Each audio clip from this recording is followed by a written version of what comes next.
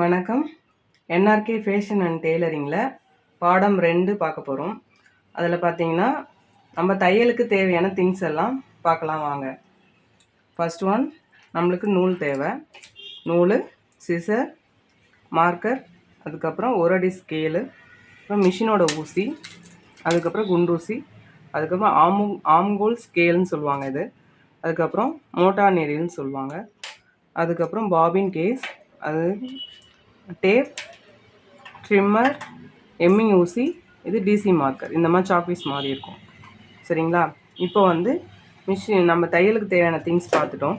அதுக்கப்புறம் நம்ம பாபின் எப்படி சுற்றுறதுங்கிறத பற்றி பார்க்க போகிறோம். இது மாதிரி பாபின் கேஸ்லேருந்து பாபினை மட்டும் தனியாக எடுத்துக்கோங்க. ஒரு த்ரெட் எடுத்துக்கோங்க. இதில் போட்டுட்டு நமக்கு சின்ன ஸ்பேனரோ இல்லை இந்த மாதிரி ஏதாவது திங்ஸோ இல்லை பென்சில் இது உள்ள என்ன போகுதோ அது மாதிரி நீங்கள் யூஸ் பண்ணிக்கலாம். இது என்ன பண்ணணும், ஃபஸ்ட்டு இந்த த்ரெட் எடுத்து இந்த மாதிரி கொஞ்சம் சுற்றிட்டு இதில் விட்டுருங்க. இந்த மாதிரி சுற்றணும், சுற்றி வச்சுக்கோங்க. அதுக்கப்புறம் வீல் நம்ம ஃப்ரண்ட் பக்கம் நம்மளை பார்த்த மாதிரி ரொட்டேட் ஆகணும். இந்த மாதிரி மிஷின் ஓடும்போது கரெக்டாக இந்த வீலில்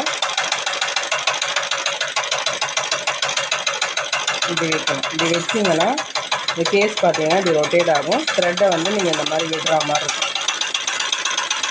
சரிங்களா? மிஷின் நம்ம பெடல் பண்ணிக்கிட்டு கரெக்டாக கேஸை இந்த வீலில் பிடிக்கணும். அழுத்தி பிடிச்சிங்கன்னா இந்த த்ரெட்டு அந்த கேஸில் இந்த மாதிரி சுற்றும். அதுக்கப்புறம் பாருங்கள், இந்த பாருங்கள் எவ்வளோ ஃபுல்லாக சுற்றிருக்கேன் பாருங்கள். தேவையானது உங்களுக்கு எவ்வளோ தேவையோ நீங்கள் ஃபுல்லாக இந்த மாதிரி சுற்றிக்கலாம். சரிங்களா? இது மாதிரி சுற்றிட்டு நம்ம கேஸில் போட்டுக்கலாம். கேஸில் போடும்போது பாபின் இப்படி கேஸ் உள்ள போட்டு இங்கே ஒரு சின்ன லிட்டு மாதிரி இருக்கும். அதில் பார்த்தீங்கன்னா இப்படி போட்டுட்டு இப்படி இழுக்கணும். இழுத்தா நம்ம பக்கம் தெரிகிற மாதிரி இழுக்கணும். இது நம்ம பக்கம் தெரியணும். த்ரெட்டு நம்மளை பார்த்த மாதிரி வரணும். சரிங்களா? அதுக்கப்புறம் கேஸோட இந்த ஸ்டாண்டை பிடிச்சிக்கோங்க. பிடிச்சிட்டு மிஷினில் கேஸ் போடுறதுக்கு எப்படின்னு பார்ப்போம். இந்த மாதிரி ஓப்பன் பண்ணிவிட்டு கேஸ் பார்த்திங்கன்னா இங்கே ஒரு வளையம் இருக்கும். நீடில் எப்பவுமே கேஸ் போடும்போது நீடில் உள்ளே இருக்கக்கூடாது. நீடில் எப்பவுமே மேலே தான் இருக்கும். பாருங்கள், ஒரு நிமிஷம் காட்டுறேன். நீடில் இப்படி உள்ளே இருக்கக்கூடாது. உள்ளே இருந்தால் கேஸ் போட முடியாது. அதனால் நீடில் மேலே இருக்கணும். மேலே இருக்கணும். கைடு இப்படி கீழே இறக்கிட்டு அதுக்கப்புறம் கேஸ் போடணும். இப்படி போட்டு அந்த வளையத்தில் வச்சு இப்படி பண்ணிங்கன்னா அந்த மாதிரி சத்தம் கேட்கும்.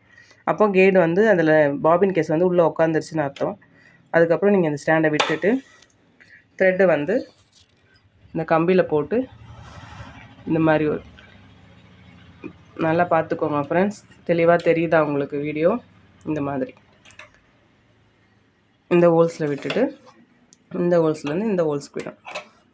அதுக்கப்புறம் நம்ம ட்ரிம்மரை யூஸ் பண்ணி த்ரெட்டை லைட்டாக கட் பண்ணிவிட்டு நீடியில் மேலே தூக்கிட்டு லெஃப்ட் ஹேண்ட் சைட்லேருந்து த்ரெட்டு விட்டால் ரைட் ஹேண்ட் சைடு ஹோல்ஸ் வழியாக வெளியே வரணும். இந்த மாதிரி பாருங்கள். வந்ததுக்கப்புறம் ஸ்லோவாக நீங்கள் ஊசியை உள்ளே விட்டிங்கன்னா இந்த மாதிரி கேஸ்லேருந்து த்ரெட்டு வெளியே வரும். இப்படி 2 த்ரெட் ஆகிடுச்சு பாருங்கள். கேஸோட த்ரெட்டு இது மேலே நீடிலோட த்ரெட். இந்த 2 த்ரெட்டையும் கைடை தூக்கிட்டு இப்படி பேக் சைடில் விட்டோம். இதுக்கப்புறம் நம்ம ஸ்டிச்சிங் பண்ணுறதை பற்றி அடுத்த வீடியோவில் பார்ப்போம். உங்களுக்கு இந்த வீடியோ பிடிச்சிருந்தா சப்ஸ்கிரைப் பண்ணுங்கள், லைக் பண்ணுங்கள், ஷேர் பண்ணுங்கள். Okay, thank you friends. பாய்.